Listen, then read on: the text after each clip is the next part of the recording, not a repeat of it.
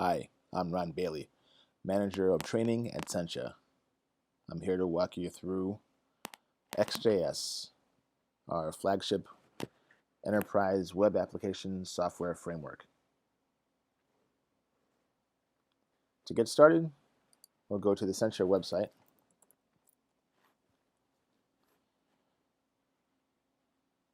Where I can click on the Resources tab here to find a link to examples that we have of all our components.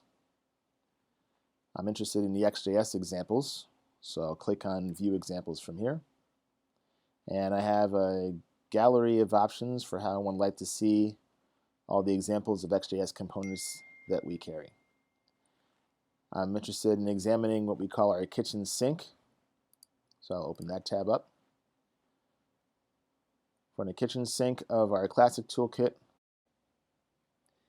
today we're looking to investigate the pivot grid component. Once I'm at the kitchen sink for the classic toolkit, I can browse the menu of components provided for me here, or if I know of a specific search that I am interested in making, I can type that in. So in choosing pivot grid, I have a choice of pivot grid features that I can examine. I'm going to go with the drill down plugin to demonstrate first.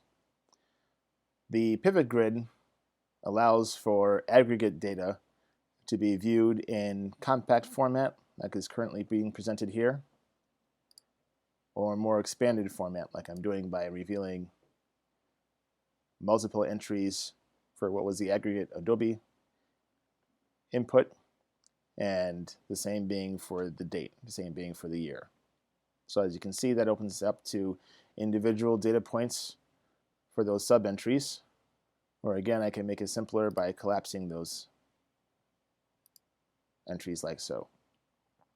So what this allows for is a view of the data in a way that might otherwise have been overlooked or undiscovered.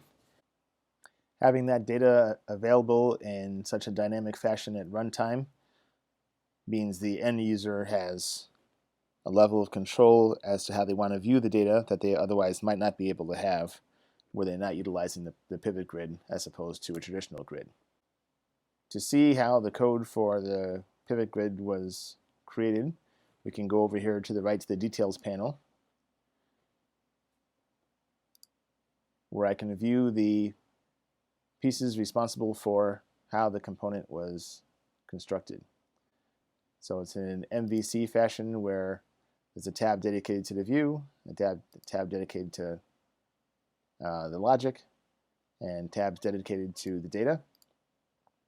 I have the option of being able to copy this code and paste it into a Sencha Fiddle if I like in a browser session to be able to play around with this code without having to create a local build myself, or I can download this code and use it locally to create an application on my own.